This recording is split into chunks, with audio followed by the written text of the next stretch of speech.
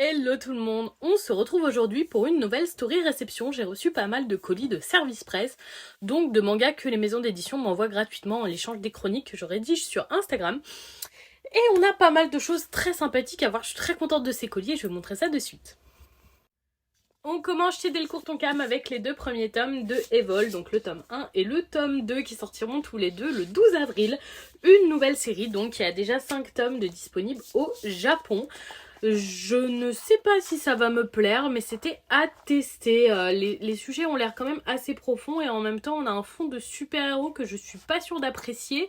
Mais le titre, je l'avoue, me rendait curieuse. L'édition est très très belle. En dessous des jaquettes, on a donc des couvertures cartonnées très épaisses et très qualitatives comme ça. Elles sont très très belles, vous pourrez peut-être voir. C'est une très très belle édition qui en termes de format et d'impression, fait presque roman. Et franchement, j'apprécie en tout cas la qualité à voir pour le contenu. On a eu des petites cartes comme ça de présentation avec d'une côté une photo d'un personnage et de l'autre la présentation du titre. Elles sont très très chouettes. Et voilà donc nos super-héros, c'est à découvrir. On passe ensuite chez Kurokawa et on commence avec la Perfect Edition de Soul Eater, c'est donc le premier tome. Après l'édition simple et l'édition double, on a maintenant la Perfect Edition qui porte très très bien son nom. Elle est sublime. Les Perfect Editions de chez Kurokawa sont vraiment totalement à mon goût.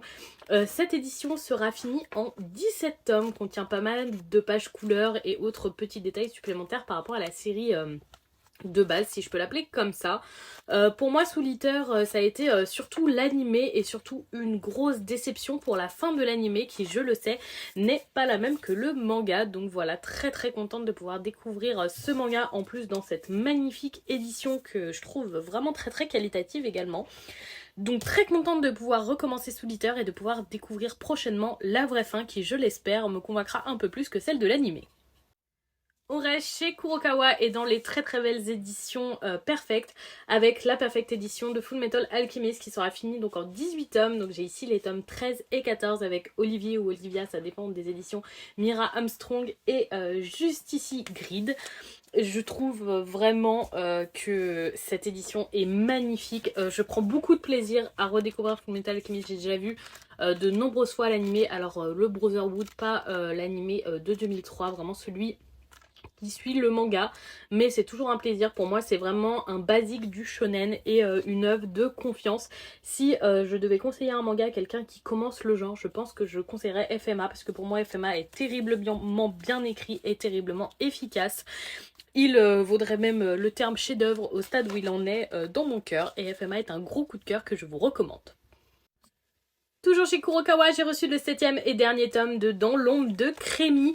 Donc on suit les aventures de Crémy Mamie. Vous devez la connaître si vous regardiez les animés il y a fort longtemps. Moi je ne connaissais pas.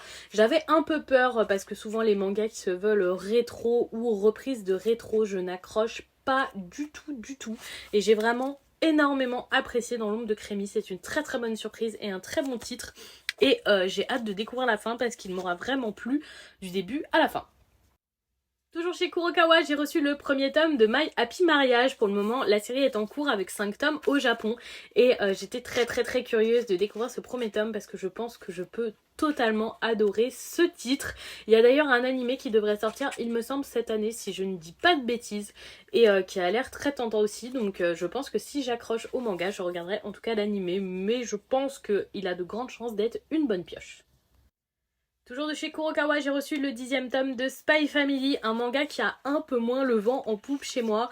L'intrigue met extrêmement longtemps à avancer et ça me déçoit un peu. Je repose beaucoup d'espoir sur ce tome parce que je commence à envisager d'arrêter ma lecture et de seulement suivre l'animé quand les prochaines saisons vont sortir.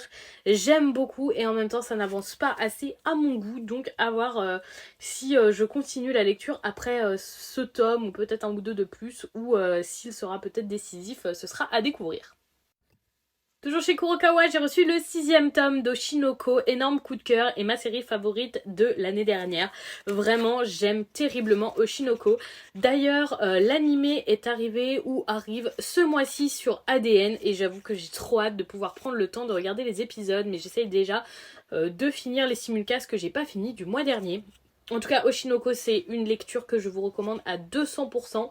Même si au premier abord, quand on lit le synopsis, ça n'a pas l'air si fou que ça. Je trouve qu'Oshinoko est excellent et a tout pour plaire. Un gros coup de cœur pour moi que je vous recommande fortement.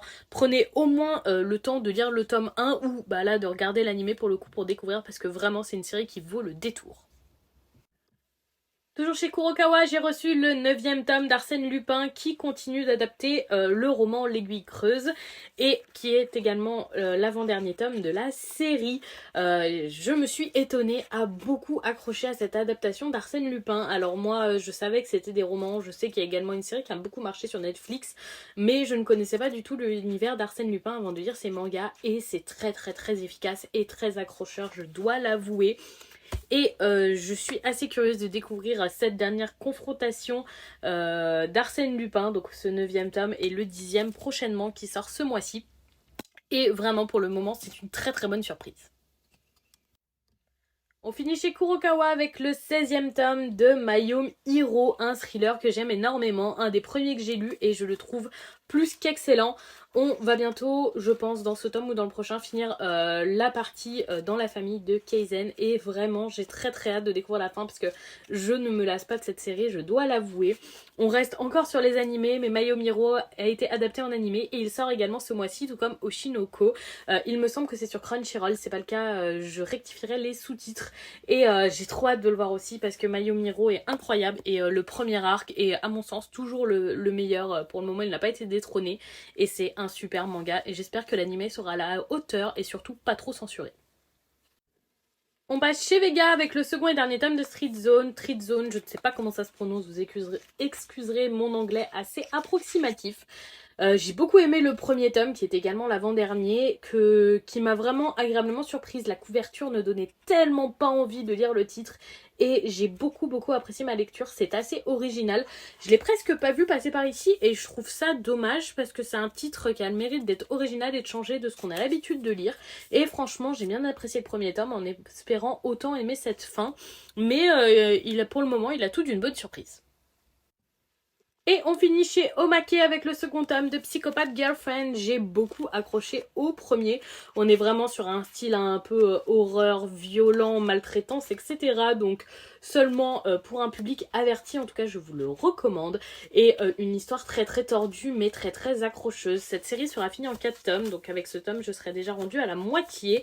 Et je dois dire que j'ai beaucoup aimé ma lecture jusqu'ici. Donc j'espère autant aimer le second tome que le premier. Mais pour le moment il s'agit d'une bonne pioche. Et donc voilà pour les réceptions d'aujourd'hui. N'hésitez pas à me dire si nous avons des lectures en commun ou si certains de ces titres piquent votre curiosité. Et n'hésitez pas également à me dire si les sous-titres vous plaisent toujours autant. Vous avez été une grande majorité à préférer ce format dans les sondages, mais n'hésitez pas à me faire un retour sur la qualité du contenu comme ça sur les stories Instagram et qui est également reposté sur TikTok. En attendant, je vous souhaite un très bon week-end. Profitez du week-end rallongé pour ceux qui ont le plaisir d'en profiter. Je vous fais des bisous et je vous souhaite une bonne soirée tout le monde.